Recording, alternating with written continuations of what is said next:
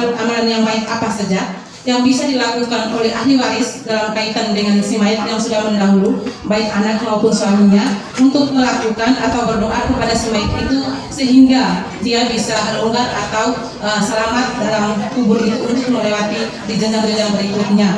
Karena tadi Pak Ustaz sampaikan bahwa di dalam kubur itu adalah salah satu tempat atau gerbang utama yang bisa dilalui apabila amalan-amalan baik kita itu ada. Itu yang pertama. Proses pemakaman mayat ini, tradisi dan kebiasaan kita di saat penguburan, sehabis dari itu kita tidak terlalu ke pemakaman kubur ini, tetapi kita sering dengan budaya-budaya lain, pesta dan lain sebagainya, sehingga di perkuburan itu kayak sepi dan lain sebagainya. Dikira yang selama ini dilakukan itu hanya kepada ahli waris yang laki-laki saja untuk menziarahi ke makam. Sementara seandainya si mayat ini tidak punya ahli waris yang laki-laki, kemudian dia punya suaminya juga sudah mendahului, apakah ahli waris daripada anak si perempuan yang bisa mengetahui tentang syariatnya untuk menziarahi ke makam mayat yang bersangkutan? Apakah kita bisa melakukan itu atau tidak? Mungkin hanya dua itu saja saya kembalikan. Amalan apa saja yang dilakukan oleh ahli waris supaya si mayat atau keluarga yang di alam kubur itu dimudahkan ya dan dilonggarkan kuburannya. Amalan yang paling utama, yang pertama adalah melunasi hutang-hutang yang ada pada ahli waris tersebut. Ya. Ketika keluarga yang meninggal dunia memiliki hutang, maka terlebih dahulu kita selesaikan hutangnya. Karena Rasulullah sendiri ya, pernah tidak mau mensolati jenazah yang masih memiliki utang. Jadi ketika Rasulullah mau sholat jenazah, beliau bertanya, orang ini masih punya hutang atau tidak? Ketika dikatakan orang ini masih punya hutang, beliau tidak mau mensolati, lalu bersabda kepada para sahabatnya, sholat untuk saudara kalian. Menunjukkan apa? Masalah hutang ini perkara yang bukan ringan. Karena perkara hutang ini bisa dibawa sampai ke alam kubur. Seseorang bisa terkatung-katung ya, gara-gara dia masih memiliki hutang. Maka diselesaikan masalah perhutangannya. Kemudian doa. Doa itu adalah yang paling utama. Sebagaimana yang hadis kita sampaikan tadi, ketika meninggal anak Adam, maka doa anak soleh itulah yang akan sampai kepada si mayit.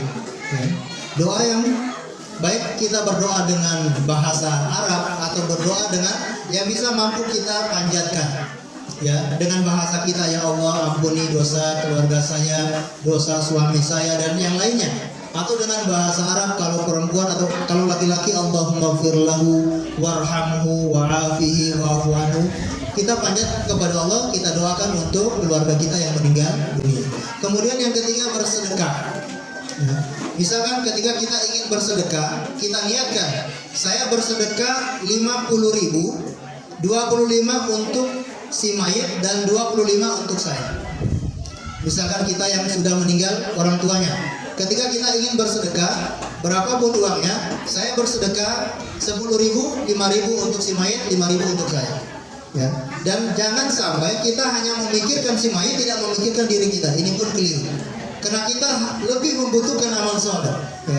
Si mayit mungkin kalau dia amalannya banyak, dia sudah selamat. Tapi kita ini yang belum tentu kita selamat atau tidak. Maka jangan hanya mementingkan si mayit, sementara kita lupa dengan diri kita. Jadi ketika misalkan sedekah, ya, niatkan separuhnya untuk si mayit, separuhnya untuk saya. Ya. Mungkin amalan-amalan demikian yang bisa kita lakukan. Atau kalau mau yang lebih besar lagi, wakafkan tanah untuk si mayit. Ini pun insya Allah akan mengalir terus. Misalkan ada pembangunan masjid, kita wakafkan tanah ya, atas nama si mayit. Insya Allah pahalanya akan mengalir terus sampai hari kiamat. Ya, Allahu a'lam bishawab. Atau wakafkan apa? Al-Quran. Ya, kita beli Al-Quran, taruh di masjid. Ini wakafkan Al-Quran ini untuk si mayit. Ketika ada orang yang membaca Al-Quran, insya Allah pahalanya akan sampai kepada si mayit. Jadi bukan dengan menghadiahkan bacaan Al-Quran, tapi menghadiahkan mushaf Al-Quran. Ya. Dan ini hitungannya wakaf. Ya, infak wakaf ya, bukan menghadiahkan bacaan Al-Quran. Allahu a'lam bishawab.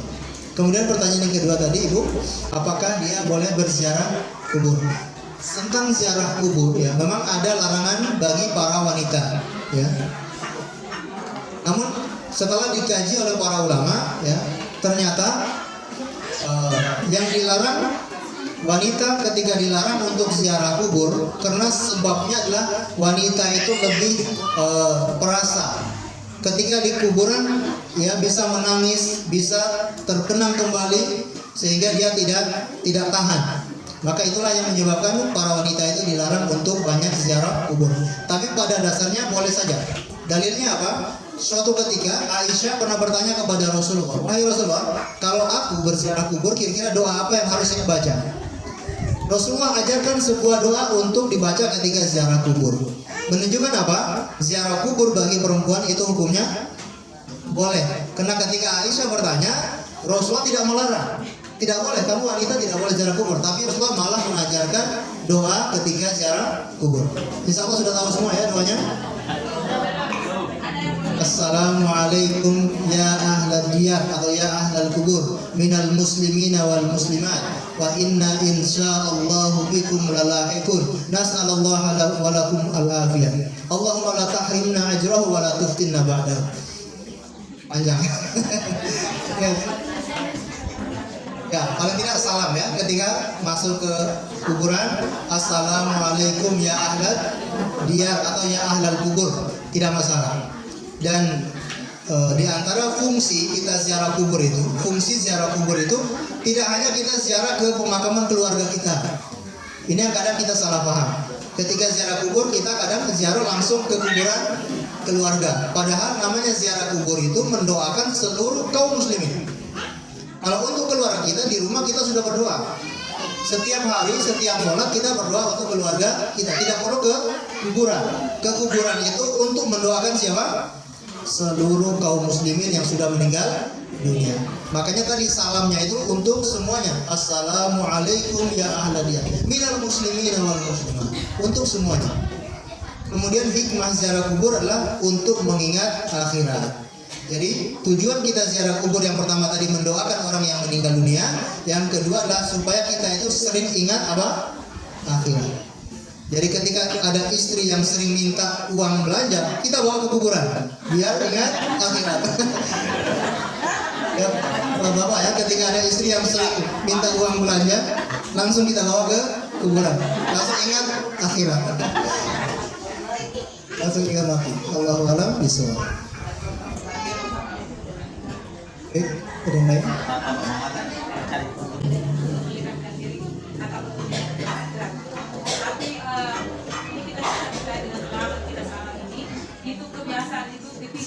Ditinggal oleh mayat itu kepada keluarganya yang ditinggal, kadang ada motif kan, itu selalu istilah orang kita enak untuk dikubur kemudian amin itu. Apakah itu diperboleh pada masyarakat kita atau tidak? Sehingga mungkin dalam majelis ini selama yang terjadi mungkin setelah disampaikan kita pulang dari situ kita praktikkan. Jangan sampai si mayat sudah mendampingi kita, tetapi kita ke sana kemudian apa hal yang kita alami di dunia kita sampaikan. Berarti kita juga orang kira jika itu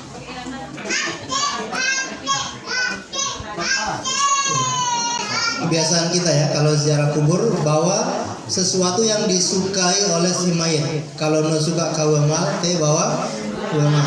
No suka nin bako abe teh akan haba bako surya bako abe, kita bawa ke kuburan sesuai dengan apa yang dia sukai. Terus siapa yang isap nanti? Siapa yang ambil? Orang lain yang ambil. Main. Ya, artinya tugas kita dengan si mayit itu hanya mendoakan. Ketika dia meninggal kita kuburkan, selesai. Ya, tidak ada lagi ikatan, tidak ada lagi saling memberi atau dan yang lain-lain. Karena orang yang sudah meninggal dunia, tadi kita katakan idza mata ibnu adam in qata'a. Apa namanya in qata'a tadi? Terputus. Orang yang sudah meninggal dunia itu sudah berada di alam lain dan tidak mungkin kembali ke alam dunia. Seandainya ada orang yang bisa kembali ke dunia, dia akan beramal soleh. Bisa dipahami ya? Kalau ada orang yang sudah meninggal dunia bisa kembali, maka buat apa dia makan sirip pinang? Mendingan dia sholat kalau bisa kembali, mendingan dia baca Quran, mendingan dia zikir kalau bisa kembali, daripada makan atau isap rokok misalnya. Ya. Orang di alam kubur itu minta kepada Allah biar bisa kembali ke dunia untuk apa? Beramal soleh. Ya. Bukan untuk makan sirip pinang. Jadi tradisi semacam ini ya, atau mungkin dengan siram air dan semacamnya, Allahu a'lam bishawab, kami sendiri belum menemukan dalilnya. Ada sebagian orang yang berpendapat kalau dengan menyiramkan air atau menebarkan bunga yang masih basah itu akan meringankan siksaan.